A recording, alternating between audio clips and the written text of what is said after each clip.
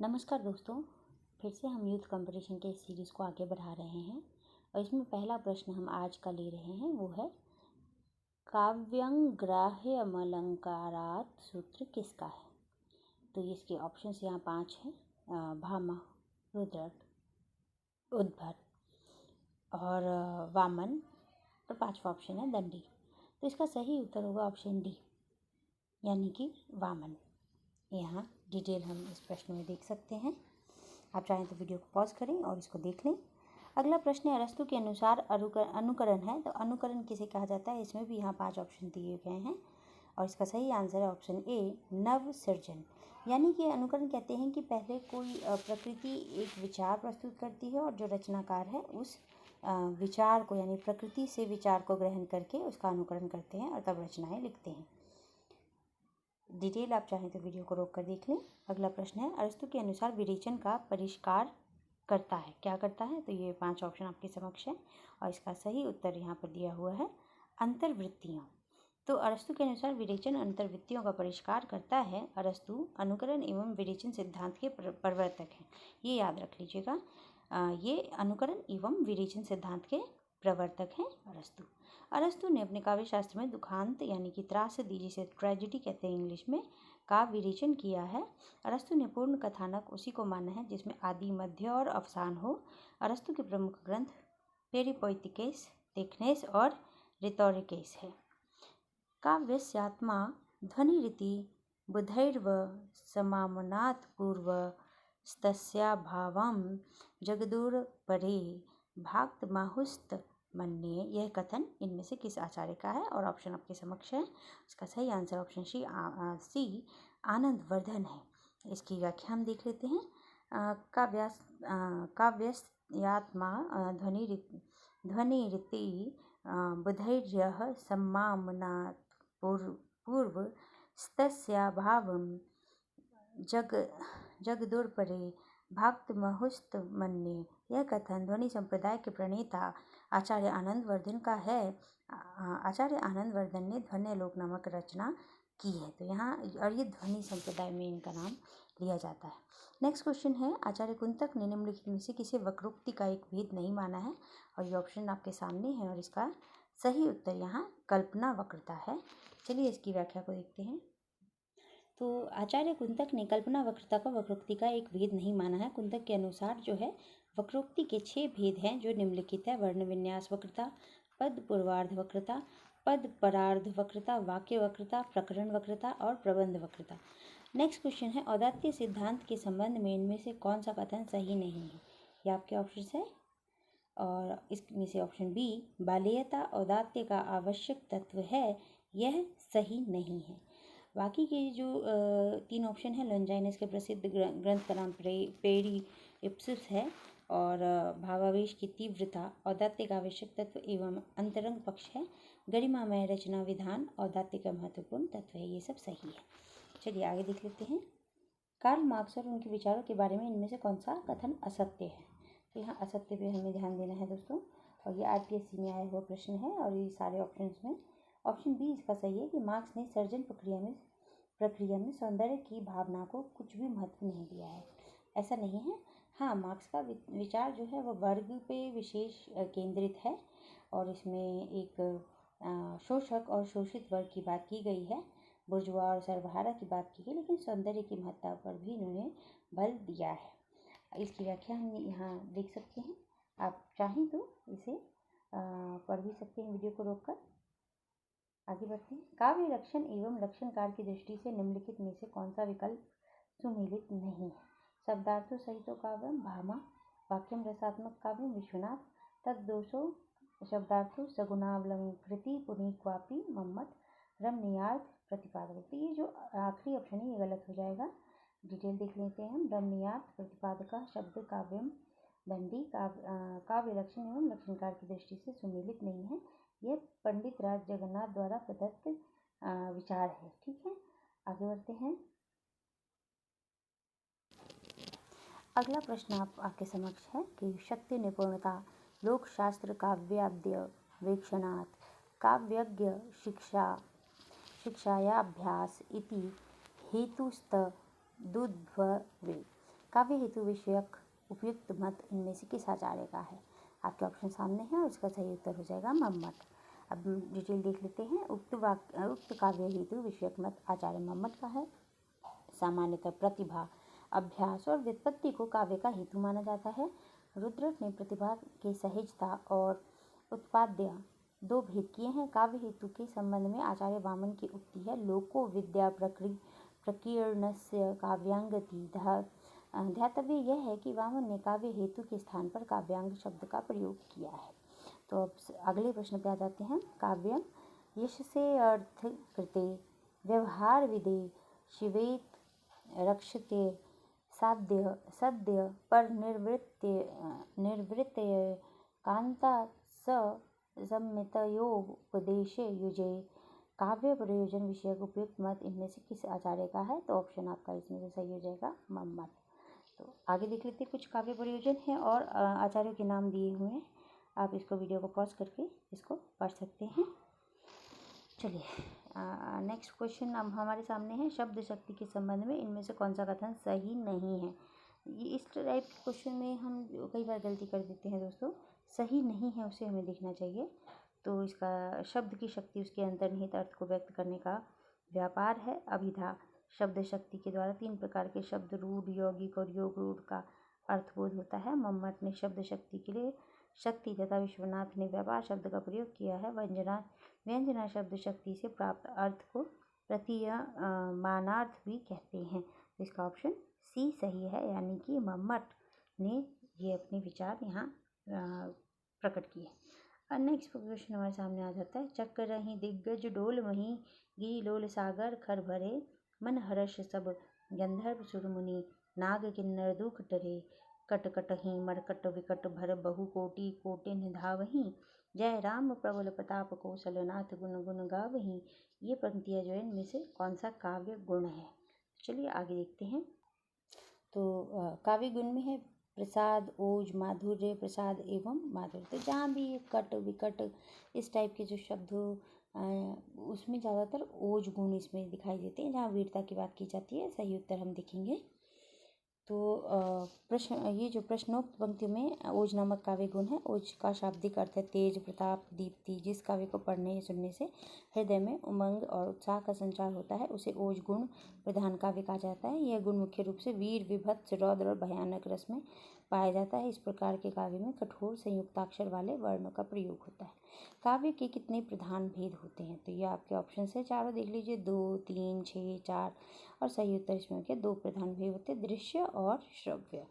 चलिए आगे बढ़ जाते हैं नेक्स्ट क्वेश्चन पे। किस आचार्य ने अपने ग्रंथ में काव्य प्रयोजन का स्पष्टीकरण बतलाते हुए लिखा है? काव्यम यशसे अर्थ कृते व्यवहार विदेशी वेत रक्षतये सद्य परिनिर्वृत्तये कांता सम्मितयोपदेश युजे। ये ऑप्शन हमारा चारों हैं। ये रिपीटेड है इसलिए आप हम देख सकते हैं। सीधा आप बता देंगे मम्मट की ये दिए गए विचार हैं। ऑप्शन है औचित्य का प्रतिपादन कर उसे काव्य प्राण के रूप में प्रतिष्ठित करने वाले आचार्य कौन से हैं? तो ये 4 ऑप्शन हैं। आनंदवर्धन, आचार्य कुंतक, विश्वनाथ और क्षेमेंद्र। सही उत्तर आपका सामने आपने देख लिया होगा। औचित्य संप्रदाय के प्रवर्तक क्षेमेंद्र इसके सही उत्तर में आ जाएगा। शब्द शक्तियाँ कितने प्रकार की होती है? अभी हमने देखा था। शब्द शक्ति 3 प्रकार की, अभिधा, व्यंजना और लक्षणा। तो ये उसकी डिटेल है जो हम पहले भी पढ़ चुके हैं कल की वीडियो में। तो आप चाहें तो वो भी वीडियो देख सकते हैं और इस डिटेल को भी पढ़ सकते हैं। चलिए नेक्स्ट क्वेश्चन पे चलते हैं हम। चलिए तो ये क्वेश्चन देखते हैं। सौंदर्यमलकार जो है किस आचार्य का कथन है? तो यहाँ ऑप्शन सी सही हो जाएगा, वामन। और नेक्स्ट हम क्वेश्चन को यहाँ नीचे देख सकते हैं कि अरस्तु का ग्रंथ कौन सा है इसमें? तो अरस्तु का जो ग्रंथ है वो ए है, रिटोरिक। ये अरस्तु का है। बाकी पेरोइप्सिस जो है लेंजाइनस का है। तो इलियड तो दे रखा है और इस तरीके से इतने का भी दिया होता है। इलियड होमर की रचना है।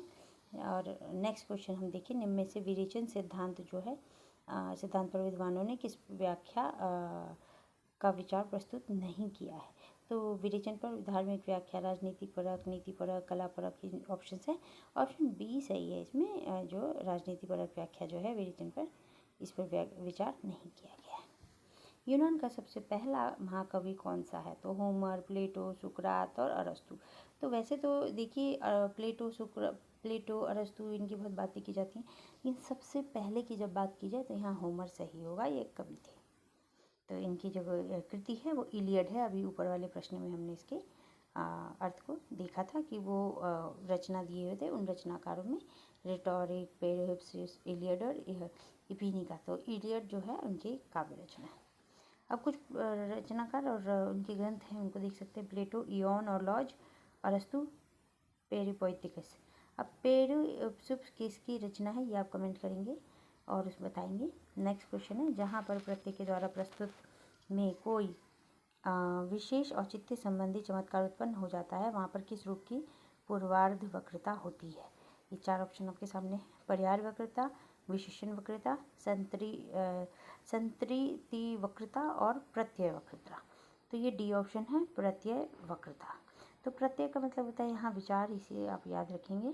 जहाँ पर प्रत्यय के द्वारा प्रस्तुत में कोई विशेष औचित्य संबंधी चमत्कार उत्पन्न हो जाता है, वहाँ पर प्रत्यय वक्रता रूप की पूर्वार्ध वक्रता होती है। तो ये जो डी ऑप्शन में आप देख सकते हैं। देखिए ये सारे प्रश्न बहुत रिपीटेड हैं और ये क्वेश्चन देखिए कई बार आ चुका है। वाक्यम रसात्मक काव्यम किस आचार्य का है? तो वाक्यम रसात्मक काव्यम विश्वनाथ जी का है। वाक्यम रसात्मक काव्यम किसका है? विश्वनाथ का। इसे आप जरूर याद कर लें क्योंकि ये बार बार आए गए प्रश्न हैं। नीचे कुछ आचार्य उनके कथन हैं। पंडित राज जगन्नाथ कहते हैं रमणीयार्थ प्रतिपादक शब्द काव्यम। कुंतक कहते वक्रोक्ति काव्य जीवितम। आचार्य हेमचंद्र अदोषो सगुनो सालंकारो च शब्दार्थो काव्यम कहते हैं। रिपब्लिक ग्रंथ के लेखक कौन है? तो इसके सही आंसर होंगे प्लेटो। इयोन, लॉज, रिपब्लिक ये सब इनकी रचना है। चलिए आगे देख लेते हैं हम इनकी जो रचनाएं हैं। देखिए इयोन, क्रांतिलुस, फेदरुस, लॉज आदि। जबकि अरस्तु ने पेरिपोइटिकस और लेंजाइनस ने पेरिहिप्स नामक ग्रंथ लिखा है। वक्रोक्ति जीविकम के लेखक है कुंतक। चलिए आगे बढ़ लेते हैं। कुछ यहाँ पर रचनाकार हैं। तो भामा काव्यालंकार, वामन काव्यालंकार सूत्र, मम्मट काव्य प्रकाश। उत्पत्तिवाद में से किसका मत है? तो शंकुक का ललना की उत्पत्ति होती है, तो यानी भट्ट लोलट। ये एक ट्रिक कह सकते हैं जिसको आप याद नहीं। उत्पत्ति किसकी होती है? लोलट की, ललना की। तो यहाँ नीचे डिटेल में आप देख सकते हैं। कंकन किंकिनी नुपुर धुनि सुनी, कहत लखन राम हृदय गुनी, मानहु मदन दुदुम्भी दीन्ही, मनसा विश्व विजय कहीं कीन। ये पंक्तियाँ किस गुण का उदाहरण है? ओज, प्रसाद, माधुर्य और त्रिगुण। तो ये जो है इसका ऑप्शन सी सही है, माधुर्य गुण की बात यहाँ पर की गई है। आगे इसकी डिटेल देखेंगे। तो यहाँ माधुर्य गुण दिखाई देता है किसी काव्य को पढ़ने या सुनने में। हृदय में जहाँ मधुरता का संचार होता है वहाँ माधुर्य गुण होता है। इसमें चित्त की द्वितीय अवस्था उपनागरिका वृत्ति होती है, वैदर्भी रीति से युक्त होती है। इसमें श्रृंगार, करुण, हास्य, शांत रसों की योजना होती है। ऐसे लोगों को तो बृहस्पति भी नहीं समझ सकते। यहाँ कौन सी शब्द शक्ति काम कर रही है? तो ऑप्शन इसमें लक्षणा। अब आगे देखिए, ऐसे लोगों को तो बृहस्पति भी समझ नहीं सकते। इस पंक्ति में लक्षणा शब्द शक्ति काम कर रहे हैं। जहाँ मुख्यार्थ या वाच्यार्थ में बाधा हो और रूढ़ियाँ जो है लक्षणा के सहारे उससे संबंधित हो, अर्थ की प्राप्ति की जाए, वहाँ लक्षणा शक्ति होगी। आगे देखते हैं। भाषा शैली की दृष्टि से श्रव्य काव्य के 3 भेद बताए गए हैं। इस दृष्टि से निम्नलिखित विकल्पों में से कौन सा एक श्रव्य काव्य का भेद नहीं है? पद्य काव्य, गद्य काव्य, चंपू काव्य, महाकाव्य काव्य। तो ये जो डी है, महाकाव्य जो है भाषा शैली की दृष्टि से श्रव्य काव्य नहीं है। भाषा शैली की दृष्टि से श्रव्य काव्य के 3 भेद है, जो कि पद्य काव्य, गद्य काव्य और चंपू काव्य। तो ये याद रखिएगा कि भाषा शैली की दृष्टि से श्रव्य काव्य 3 प्रकार के होते हैं, पद्य, गद्य और चंपू। फिर से ये प्रश्न रिपीट हो गया है। शब्दार्थों सहितो काव्यम गद्यम पद्यम च तद्विदा। ये ए ऑप्शन ए जो है भामा की उक्ति है। ये उन्होंने ये विचार दिया है काव्य लक्षण बताते हुए। यहाँ रुद्रट के विचार हम देख सकते हैं। ननु शब्दार्थों काव्यम रुद्रट कहते हैं। इसी प्रकार आगे देखते हैं। ये देखिए, ये भी प्रश्न बार बार आया हुआ है। आप जो बहुत रिपीटेड है उसको आप बिल्कुल याद करें। काव्य यश से अर्थ कृते व्यवहार विदेशी वेत रक्षतये। ये जो है सद्य इवृत्तते कांता सम्मित तयोपदेशीय जी।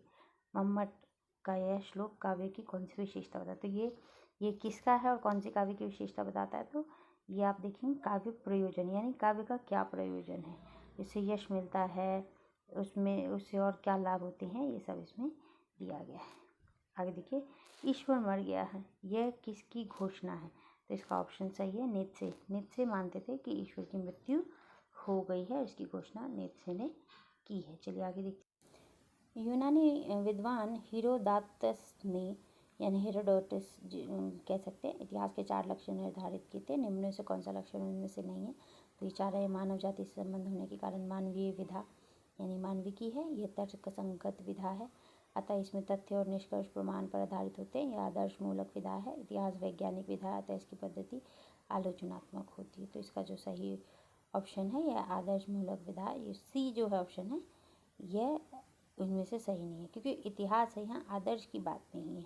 यानी जो घटी हुई घटनाएं हैं वो है यहाँ पर इतिहास में हम देखते हैं। यहाँ आदर्श और उचित अनुचित की केवल बात नहीं है, तो जो घटनाएं जिस क्रम में घटित होती हैं और मानव जीवन पे इसका क्या प्रभाव पड़ता है, इतिहास में तो हम ये देखते हैं। चलिए इसका डिटेल हम देख लेते हैं। ऑप्शन सी इसका आंसर सही होगा। और जो उक्त 3 विकल्प जो है ये 4 लक्षणों में शामिल किए गए हैं, देख लीजिए। आगे देखते हैं।